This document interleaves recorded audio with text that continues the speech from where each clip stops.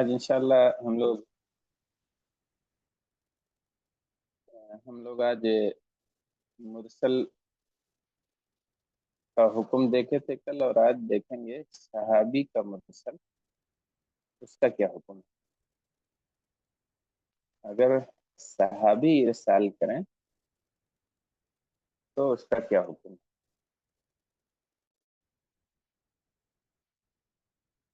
صحابی کیسے ارسال کریں گے؟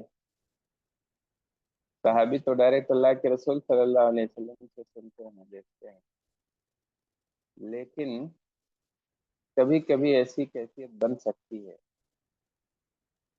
کہ بھلے صحابی ہوں لیکن انہوں نے اللہ کے رسول سے نہیں سنا، یا آپ کا وہ فعل جو بیان کیا جا رہا ہے انہوں نے دیکھا نہیں ہے، جو کام آپ کا بتایا جا رہا ہے وہ ان کے اسلام لانے سے پہلے کا ہے، یا جب یہ سن تمیز کو پہنچے ہی نہیں تھے، کم عمر صحابی ہیں۔ غزوہ بدر کا واقعہ کوئی ایسا صحابی بیان کرے جو غزوہ بدر کے ٹائم پہ دودھ پیتا ہوا بچہ تھا، تو ایسا ہو سکتا ہے۔ اس لیے مرسل صحابی کا حکم کیا ہوگا یہاں ہم دیکھتے ہیں۔ نقطہ نمبر 7 ہے مرسل الصحابی، صحابی کا ارسال۔ هو ما اخبر به الصحابی عن قول الرسول صلی اللہ علیہ وسلم او فعله۔ تو صحابی کا مرسل کیا ہوگا؟ ہوا ما اخبر به الصحابی، تو صحابی اصل یہ ہے کہ صحابی جس کی خبر دیں۔ مرسل صحابی وہ ہے جس کی صحابی خبر دیں، رسول کے قول کے بارے میں یا آپ کے فعل کے بارے میں۔ ولم يسمعه او يشاهده، حالانکہ انہوں نے نہ سنا اس، اما لغیر سنه او تأخر اسلامه او غیابه، یا تو ان کی یا تو اپنی کم عمری کی وجہ سے، یا تو اپنے اسلام کی تاخیر کی وجہ سے، بعد میں اسلام لائیں، او غیابی ہی، یا ان کے وہاں سے غائب ہونے کی وجہ سے۔ تو اگر وہ موجود ہی نہیں تھے، جیسے صلح حدیبیہ میں، وہاں اگر نہیں کوئی صحابی گیا تھا، نہیں موجود تھا، وہاں کی حالت بیان کرے تو ظاہر ہے کسی نے بیان ہوگا ان سے، تبھی تو انہوں نے بیان کیا، جب وہ تھے نہیں، غائب تھے۔ یا آپ صلی اللہ علیہ وسلم کی ایسی بات بتا رہے ہیں جو انہوں نے سنا ہی نہیں، ایسے ٹائم کی بات ہے کہ جب یہ تھے ہی نہیں، بہت چھوٹے تھے، یا تھے تو لیکن صاحب ایمان نہیں تھے۔ تو اب جائز کا کیا مسئلہ ہوگا؟ نہیں تو یہ ایسی روایت مرسل صحابی کہلاتی ہے کہ صحابی، مرسل صحابی کیا ہے؟ صحابی خبر دیں نبی کے قول کے بارے میں یا آپ کے فعل کے بارے میں جسے انہوں نے نہ سنا ہے نہ دیکھا ہے، چاہے عمر کم ہونے کی وجہ سے، چاہے اسلام بعد میں لانے کی وجہ سے، چاہے موجود نہ ہونے کی وجہ سے۔ ومن هذا النوع احادیث کثیرہ لصغار الصحابہ، اور اس نوع سے متعلق بہت ساری حدیثیں ہیں صغار صحابہ کی، صغار صحابہ کی۔ تو اس سے پہلے آواز شاید میری بریک ہو رہی تھی، پھر سے دیکھ لیتے ہیں کہ مرسل الصحابی کیا ہے۔ ابھی آواز جا رہی ہے؟ کلیئر ہے تھوڑی، یا پھر وہی شکایت ہے؟ بہتر۔ ہاں ٹھیک۔ تو مرسل الصحابی ہم دیکھ رہے تھے کہ صحابی کا مرسل یا صحابی کا ارسال کیا ہے؟ وہ ما اخبر به الصحابی عن قول الرسول صلی اللہ علیہ وسلم او فعلی. صحابی کا ارسال یہ ہے یا صحابی کی مرسل یہ ہے کہ صحابی رسول کے قول یا فعل کی خبر دیں اور اسے انہوں نے نہ سنا ہو نہ دیکھا ہو. نہ سننے اور نہ دیکھنے کی وجہ یہ ہے کہ لصغر سن ہی اور تأخر اسلامی ہی اور غیابی ہی. 3 وجہ ہو سکتی ہے، یا تو عمر بہت کم تھی، یا تو اسلام بہت بعد میں لائے، یا تو اس موقع سے وہ غائب تھے، غیر حاضر تھے. ومن هذا النوع احادیث كثيرة لصغار الصحابہ كابن عباس وابن الزبیر وغیرہما. اور اس نوع کی بہت ساری حدیثیں ہیں صغار صحابہ کی، جیسے ابن عباس ہیں، عبداللہ ابن عباس، اور عبداللہ ابن زبیر ہیں، وغیرہما، ایسے عبداللہ ابن عمر ہیں. یہ صغار صحابہ یعنی عمر کے اعتبار سے چھوٹے صحابہ تھے، عمر میں، علم میں بہت بڑے تھے. تو اگر یہ لوگ ارسال کریں، ارسال ان کا جیسے کوئی صلح حدیبیہ میں نہیں تھا کوئی صحابی، یا وہ اسلام نہیں لائے تھے، یا عمر بہت کم تھی، اتنے چھوٹے تھے کہ سن تمیز کو پہنچے ہی نہیں تھے، پتہ ہی نہیں کہ کیا حدیث ہے، کیا حکم ہے، کیا دین، کیا شریعت، کچھ نہیں معلوم. تو اب اگر اس کے بارے میں یہ بیان کریں تو ظاہر ہے بیچ میں کوئی واسطہ ہوگا، کسی نے ان سے بیان کیا ہوگا، اور یہ واسطہ اگر وہ حذف کر دیتے ہیں اور بغیر اس کو ذکر کیے ہوئے نبی کی بات یا نبی کا فعل بیان کرتے ہیں، تو اس سے واضح ہو جائے گا کہ بیچ میں کسی کو انہوں نے حذف کیا ہے، بیچ میں گرا دیا ہے، تو وہ مرسل صحابی ہے، وہ صحابی کا ارسال کہلاتا ہے. اچھا، اس کے بعد صحابی کا مرسل تو سمجھ میں آ گیا کہ صحابی نبی کی کوئی ایسی بات یا کوئی ایسی حدیث بیان کریں جسے انہوں نے سنا نہیں ہے، جسے انہوں نے دیکھا نہیں ہے، وجہ جو بھی رہی ہو. 3 وجوہات بیان کیے ہیں، انہی وجوہات میں سے کوئی ایک وجہ ہو، تو پھر ایسی روایت کا حکم کیا ہوگا؟ صحابی نے کسی صحابی کو چھوڑا ہے تو اس کا حکم کیا ہوگا؟ حکم مرسل الصحابی، صحابی کے مرسل کا حکم کیا ہوگا؟ القول الصحیح المشہور الذي قطع به الجمہور انه صحیح محتج به. تو صحیح اور مشہور قول جس پر جمہور نے قطعی طور پر جسے کہا ہے، قطع به الجمہور، جمہور نے قطعی طور پر، یقینی طور پر جو بات کہی ہے وہ یہ کہ صحیح محتج به، کہ ان کا ارسال صحیح ہوگا اور لائق حجت ہوگا. کیوں ایسا ہوگا؟ لأن روایت الصحابہ عن التابعین نادرہ، اس لیے کہ صحابی کی تابعی سے روایت یہ بہت شاذ و نادر ہے. ایسا بہت ہی کم ہوتا ہے، یا کبھی کبھی ایسا ہوتا ہے، شاذ و نادر ایسا ہوتا ہے کہ کوئی صحابی کسی تابعی سے روایت کرے. اصل یہ ہے، بلکہ یہ ہے کہ صحابی صحابی ہی سے روایت کرے گا.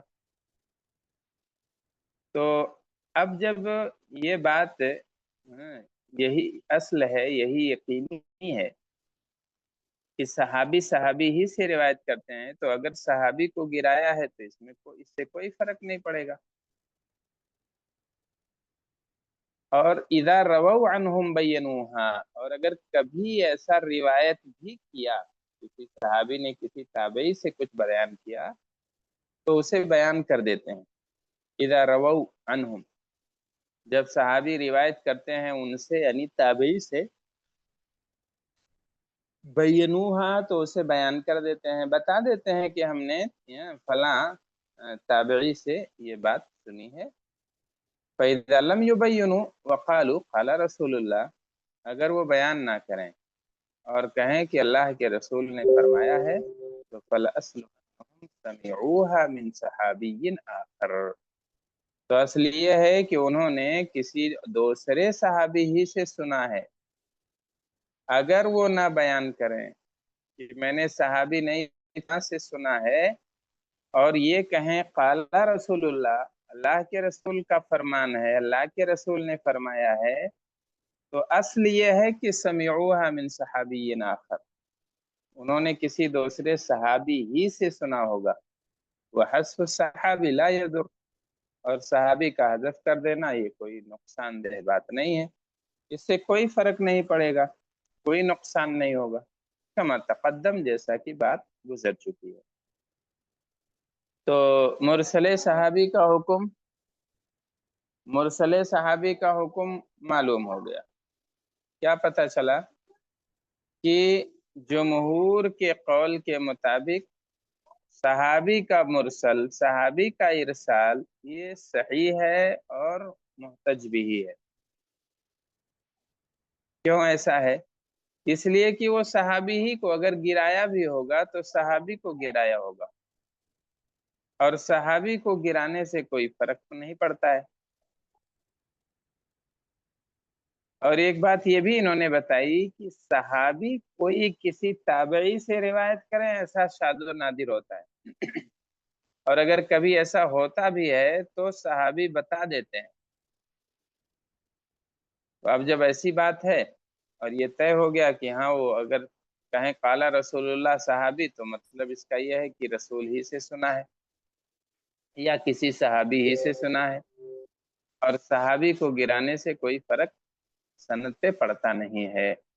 وکیل، اور ایک بات اور کہی گئی ہے مرسل کے حکم کے بارے میں، ان مرسل الصحابی کا مرسل غیرہ فی الحکم، صحابی کا مرسل یہ دوسروں کے مرسل کی طرح ہے حکم میں، یعنی دوسروں کا جیسے مرسل ہے ویسے صحابی کا بھی مرسل ہے، یعنی جیسے دوسروں کا ارسال ضعیف ہے ویسے ان کا بھی ارسال ضعیف ہے. وہذا القول ضعیف مردود، اور یہ قول ہی ضعیف ہے مردود. اگر کوئی کہے کہ صحابی کی مرسل جو ہے یا ان کا ارسال ضعیف ہے تو یہ قول ہی ضعیف ہے، یہ مردود ہے، یہ قول لینے لائق نہیں ہے. صحیح بات یہ ہے کہ صحابی کا مرسل مقبول ہے، صحیح ہے، محتج بھی ہے. اچھا، اب اس کے بعد نواں نقطہ اس میں دیکھتے ہیں، اشہر المصنفات فیہ، مشہور ترین مصنفات اس میں. تو 3 مصنفات کا تذکرہ ہے. المراسیل لابی داود، ابو داود رحمہ اللہ کی المراسیل ہے، ابن ابی حاتم کی بھی ہے المراسیل، اور تیسری کتاب ہے جامع التحصیل لاحکام المراسیل، یہ امام علائی کی جامع التحصیل لاحکام المراسیل. تو آج کا جو درس ہمارا رہا صحابی کا مرسل، مرسل الصحابی کی تعریف کیا ہے، جسے صحابی جس کی خبر دیں، جس حدیث کی خبر صحابی دیں اور اس حدیث کو انہوں نے نہ سنا ہو نہ نبی سے نہ دیکھا ہو، تو اس روایت کا حکم کیا ہوگا، صحابی کے اس مرسل کا حکم کیا ہوگا.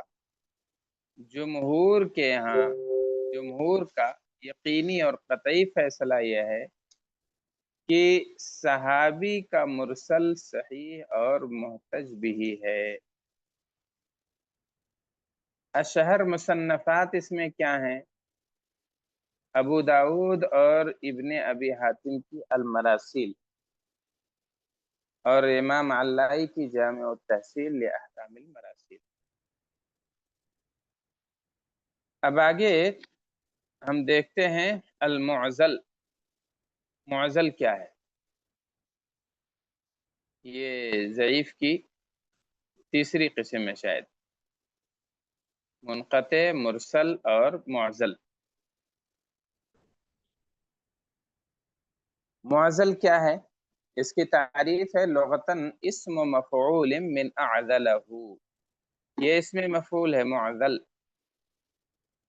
اعزلہ سے، اعزلہ سے اسم مفعول ہے، اعزلہ فعل ہے، اور اعیا کے معنی میں ہے یعنی تھکا دینا، پریشان کر دینا، تھکا دینا۔ اعیانی، اس نے مجھے تھکا دیا، تو اعزلہ اعیا کے معنی میں ہے اور معزل اس میں مفعول ہے۔ یہ لغوی تعریف ہو گئی۔ اچھا، اب آگے دیکھتے ہیں اصطلاحی تعریف معزل کی۔ ما سقط من اسنادہ اثنان فاکثر علی التوالی، کہ جس کی سند میں دو راوی یا دو سے زائد لگاتار ساقط ہوں۔ اگر لگاتار سقوط ہے دو یا دو سے زائد کا، تو اس کو معزل کہا جائے گا۔ سقوط اگر ایک آدمی ساقط ہے اور لگاتار، یا دو راوی ساقط ہیں لیکن لگاتار نہیں ہے، تو ایسی صورت میں وہ منقطع ہے۔ لیکن اگر انقطاع کی یہ صورت بنتی ہے کہ لگاتار دو راوی ساقط ہو جاتے ہیں، تو اسے معزل کہا جائے گا۔ معزل کیا پتہ چلا؟ وہ روایت ہے کہ جس کی سند میں لگاتار دو یا دو سے زائد راوی ساقط ہو جائیں۔ یہ توالی اور لگاتار کنٹینیو، یہ بہت اہم ہے معزل میں۔ سقوط دو کا ہو یا دو سے زائد کا ہو، لیکن تسلسل کے ساتھ ہو، لگاتار دو ساقط ہوں۔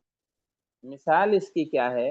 مثال ہے ما رواہ الحاکم فی معرفت علوم الحدیث بسندہ الى القعنبی عن مالک انہ بلغہ ان ابا ہریرہ قال قال رسول اللہ۔ تو اس کی مثال ہے وہ روایت جسے حاکم نے معرفت علوم الحدیث میں ذکر کیا ہے اپنی سے قعنبی تک، اور وہ روایت کرتے ہیں مالک سے، انہ بلغہ ان ابا ہریرہ، کی انہیں یہ بات پہنچی ہے کہ ابو ہریرہ رضی اللہ عنہ نے کہا کہ نبی نے فرمایا للمملوک طعامہ وکسوتہ بالمعروف ولا یکلف من العمل الا ما یطیق۔ مملوک، نوکر، غلام، غلام کے لیے کھانا کھلانا ہے، کپڑا غلام کو کھانا کھلانا ہے، اسے کپڑا پہنانا ہے، معروف کے ساتھ، بھلائی کے ساتھ، یعنی عام عرف کے ساتھ۔ جو کھانا عام طور سے کھایا جاتا ہے وہی کھانا نوکر کو کھلائیں گے، اور جو کپڑا پہنا جاتا ہے وہی کپڑا اپنے غلام کو پہنائیں گے۔